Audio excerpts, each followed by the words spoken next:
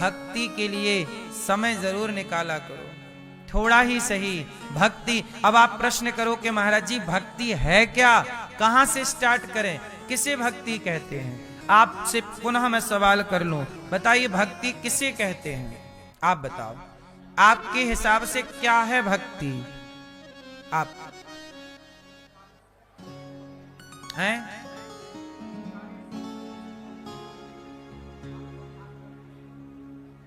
कोई काम शुरू करने से पहले याद, फिर शुरू हो जाए फिर याद करने की जरूरत नहीं है, ठीक है? भक्ति क्या है आपके हिसाब से? परिभाषित करो भक्ति को।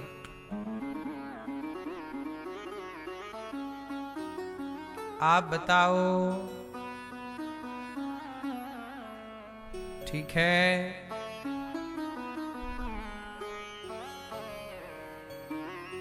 अपने काम को भगवान के हवाले कर दो, भक्ति ठीक है। आप बताओ,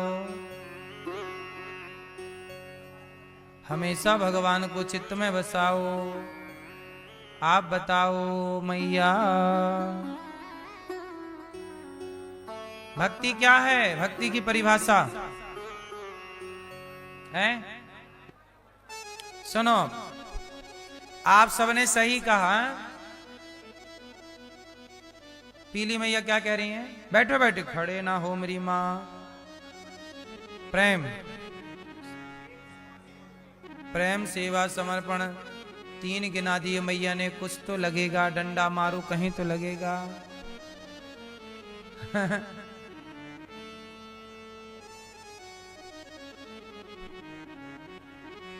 चलो, भक्ति किसे कहते हैं? भक्ति को परिभाषित करना हो तो बहुत सीधी सी बात है, भक्ति किसे कहते हैं?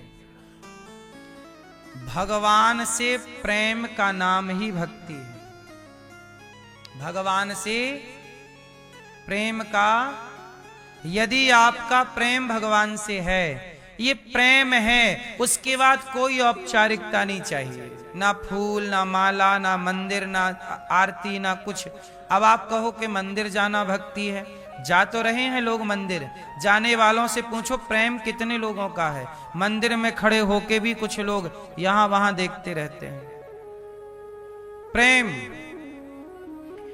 जितना प्रेम एक मां अपने बेटे से करती है, इतना प्रेम यदि कोई भक्त अपने भगवान से करे तो यही भक्ति है। और क्या भक्ति है? ये प्रेम, भक्ति का अर्थ है प्रेम। क्या है? आप फूल चढ़ा रहे, लेकिन ये फूल चढ़ाने से क्या होगा? ये फूल कोई आपने बनाए हैं क्या? ये ऑलरेडी भगवान का है। इसमें कलर किसने भरा? मिठाई चढ़ा रहे हो, मिठाई में मिठास, शक्कर किसने बनाई? गन्ना किसने बनाया? उसे क्या मीठा खिलाओगे जो गन्ने को मीठा बनाता हो? उसे क्या फूल चढ़ाओगे जो फूल बनाता हो? उसे क्या पैसा चढ़ाओगे जिसके पांव लक्ष्मी जी दबाती हो? कौन सा पानी चढ़ाते हो भगवान को? सारा पानी झूठा है। गंगा का पानी झूठा है। किसका? मछली का। यमुना का पानी झूठा है। किसका? मछली का। समुद्र का पानी झूठा है। किसका? भगवान को क्या पानी चढ़ाते हो? चढ़ाना है तो नेत्रों का जल चढ़ाओ प्रेम से भगवान के चरणों। पत्रम पुष्पम फलम तोयम यो में भक्त्या प्रयच्छति। भगवान को क्या चाहिए? पत्रम, कौन सा पत्ता? अरे चढ़ाना ही है भगवान को, तो कौन सा पत्ता? तुलसी का नहीं, स्वयं को पत्ते की तरह बिल्कुल हल्का कर दो, अभिमान से शून्य, और स्वयं पत्ते की तरह, तिनके की तरह भगवान के चरणों में समर्पित हो जाओ। मेरी हैसियत तिनका है, मेरी हैसियत इस तिनके से ज्यादा मेरी औकात नहीं है। आपने वस्तुएं खूब चढ़ाई हैं, स्वयं को कब चढ़ाओगे? भगवान को क्या चाहिए? आपका पति आपको पैसा दे, आपका पति आपको माला पहनाए, आपका पति आपको गाड़ी दे, बंगला दे, पर खुद को ना दे, खुद को पड़ोसन के हवाले कर दे, तो आप खुश रहोगी मेरी मां? आप अपने पति से, आपका पति आपको पैसा देता रहे, कपड़े लत्ते देता रहे, गाड़ी घर देता रहे, लेकिन अपने आप को समर्पित करे कहीं और, चलेगा? बोलो हां कि ना? सोचो जरा, आपका पति आपको कुछ ना दे, लेकिन आप अपने आप को आपके हवाले कर दे, पति आपका बन के रहे, तो वो पत्नी खुश रहती है कि मेरा पति मेरा है।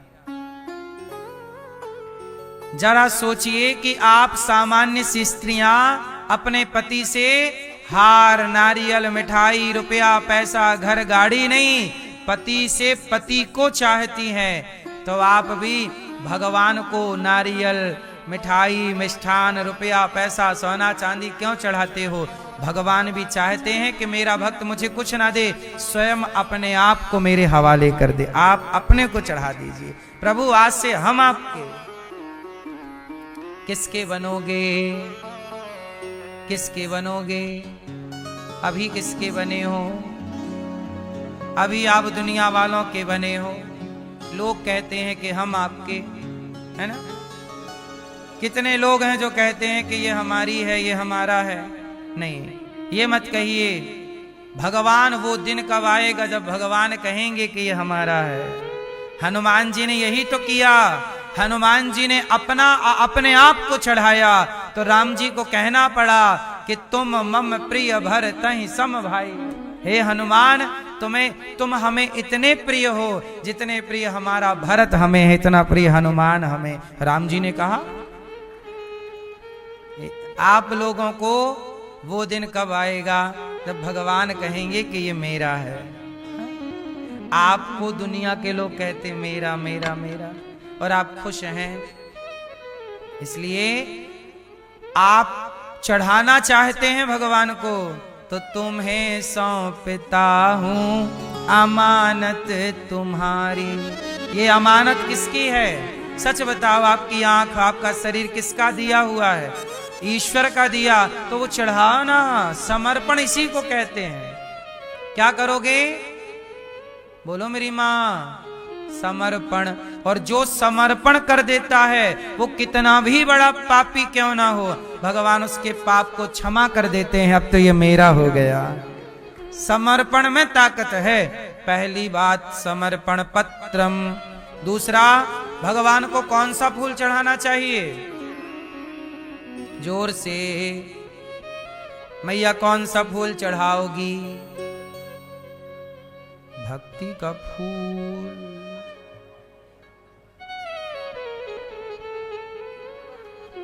समर्पण की बात हमने कर दी, पत्रम में। पुष्पम की बात करो। फूल का एक नाम है सुमन। बोलो सुमन। सु मतलब सुंदर, मन मतलब अपने मन को सुंदर पुष्प की तरह बना के अपने मन को भगवान के चरणों में समर्पित कर देना। मन, तन भी, और पत्रम से तन, पुष्पम से मन। तन मन दोनों भगवान का। कौन सा? आप लोग ये वाला फूल चढ़ाते हो भगवान को, ये पुष्प चढ़ा दिए। ये पुष्प नहीं, सुमन चढ़ाओ। सुंदर मन, मन ही पुष्प है। मन के पुष्प को चढ़ाओ। हाँ, है ना? इसलिए मेरी मां, पत्रम पुष्पम।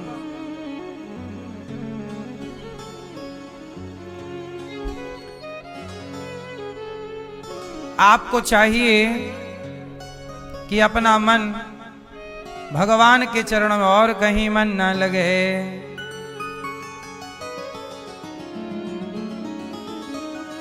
तीसरा, पत्रम पुष्पम फलम। फलम तोयम फल कौन सा भगवान को चढ़ाना चाहिए, जरा बताओ मेरी माँ।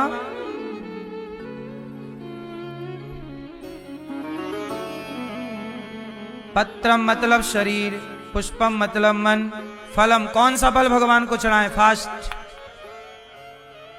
जो अच्छे कर्म करो, आपने माला जपा, माला जपने से जो पुण्य मिला, तीर्थ गए, तीर्थ से जो पुण्य मिला, परिक्रमा की, परिक्रमा से जो पुण्य मिला, माँ बाप की सेवा से जो पुण्य मिला, अच्छे कर्मों का फल कहाँ? भगवान के चरणों में।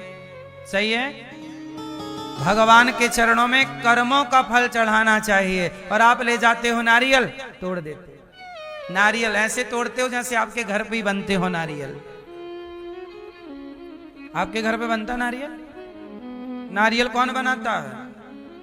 ऑलरेडी वो उसकी प्रॉपर्टी है, उसी की चीज उसी को गिफ्ट कर दी। वाह, आपके जन्मदिन में हम आए और आपके घर की टीवी निकालें और आपको गिफ्ट कर दें, साहब हैप्पी बर्थडे टू यू।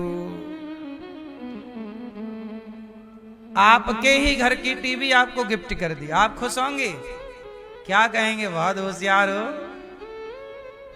भगवान का नारियल भगवान को ही पकड़ा दिया, और पकड़ाया क्या, खुद खा गए फोड़ के।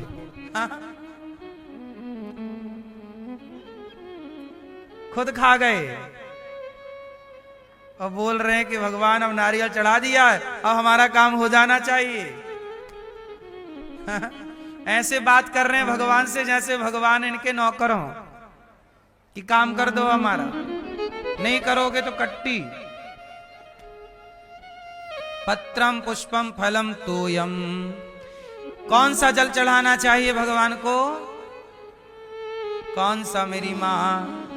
संसार का हर जल जूठा है, मछली का, इसलिए चढ़ाना है तो नेत्रों का जल।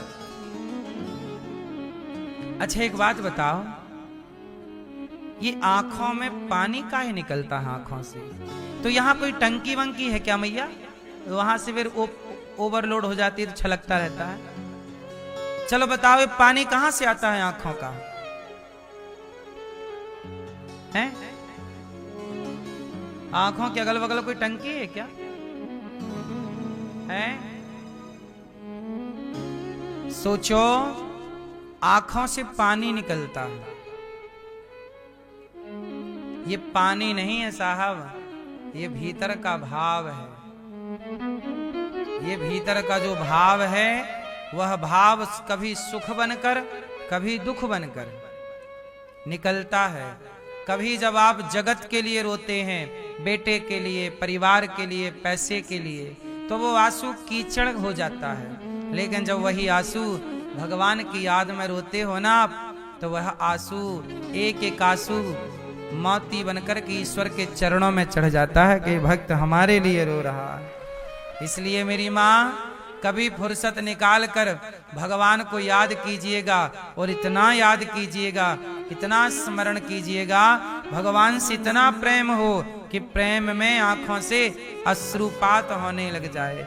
जब भगवान कृष्ण गोपियों को छोड़कर गए तो गोपियां भगवान की याद में बहुत रोई। क्या करती बेचारी, क्या करती?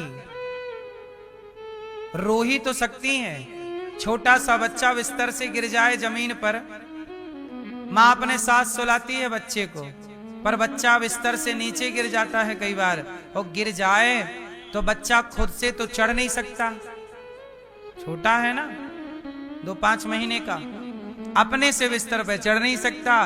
तो बच्चे के पास ले दे के केवल एक काम है, रोता है। क्या करता है? और जब रोता है तो उसकी मां कहीं भी होगी, आकर के उसे हृदय से लगाती है। आपके पास क्या, आपके पास ज्ञान है बताइए? कितना आप पढ़े लिखे हो? कौन सी स्तुति करके ईश्वर को रिझाना चाहते हो? कौन सा ज्ञान है आपके पास? ज्ञान से मिलते भगवान तो रावण जैसे ज्ञानी को समझ में ना जाते। राम सामने खड़े थे, पर रावण जैसा ज्ञानी राम को पहचान ना पाया। जब रावण की समझ में राम नहीं आए तो आप कितना पढ़े हो? भगवान शिव की पत्नी माता सती, सती की समझ में राम नहीं आए, तुम कितना जानते हो। ब्रह्मा, ब्रह्मा कितने बड़े हैं, ब्रह्मा तो सृष्टि बनाते हैं, वो ब्रह्मा की समझ में कृष्ण नहीं आए, परीक्षा लेने आ गए थे, ग्वाल वाल चुरा के चले गए, भगवान के बछड़े चुरा करके ले गए। ब्रह्मा की समझ में जो नहीं आया, माता सती की समझ में नहीं आए। इंद्र, इंद्र तो देवताओं के राजा हैं, वो राजा इंद्र ने भगवान कृष्ण को डुबाने के लिए, ब्रजमंडल को डुबाने के लिए मूसलाधार पानी बरसाया, तब भगवान को गोवर्धन उठाना पड़ा। जरा सोच लो, इंद्र की समझ में जो नहीं आए, ब्रह्मा की समझ में जो नहीं आए, माता सती की समझ में जो नहीं आए, रावण की समझ में जो नहीं आए, वो हमारी और आपकी समझ में कितना आएंगे। जब कृपा करेंगे वो तो समझ पाओगे, नहीं कृपा करेंगे तो वो भगवान समझ में आए, इसकी गारंटी नहीं है। इसलिए भगवान को प्रेम से रो करके, छोटा बच्चा कुछ नहीं कर सकता, केवल रो सकता है। आप भी भगवान की याद में रो सकते हैं, समय निकालिए, भगवान से प्रेम कीजिए, चिंतन की। इसलिए भक्ति क्या है, काम करिए, बिजनेस करिए, व्यापार बिंदास करिए, पर कार्य करते हुए ये याद रखिए कि ये जगत हमारा नहीं है, जगन्नाथ हमारे। एक बात बताओ, काम वाली बाई आपके घर आती है काम करने, आपके बच्चे को नहलाती है, तेल मालिश करती है, सब कुछ करती है, आपके बच्चे को इतना बढ़िया सजाती संवारती है, ऐसा लगता है कि यही इसकी माँ है। जब आपके बेटे को वह तेल मालिश करती है तो क्या वह काम वाली बाई ये सोचती है कि ये बच्चा मेरा है? उत्तर दो। वो ये जानती है कि ये बच्चा मेरा नहीं है, मेरा बच्चा तो घर पे है, मैं तो यहां काम कर रही हूं। आपके बेटे को नहलाएगी, धुलाएगी, दवाई देगी, सब करेगी, पर वो भीतर से ये मानेगी कि ये मेरा। कर तो ऐसे रही है कि देखने से ऐसा लगेगा ये इसी का बच्चा है, मां की तरह लाड़ लड़ा रही है, पर भीतर से ये जानती है कि ये मेरा। ऐसे संसार में रहो, अच्छे से रहो, बिंदास रहो, पर भीतर से ये जान लो कि आप यहाँ के नहीं हैं और ये लोग अपने नहीं हैं। अपने तो भगवान, मेरे तो गिरधर गोपाल, दूसरों ना कोई। रहो यहाँ, व्यवहार यहाँ के लोगों से करो, पर भीतर से ये जान लो कि ये मेरे भगवान अपने हैं। भगवान से बढ़कर अपना संसार के हर रिश्ते को निभाना है, ईमानदारी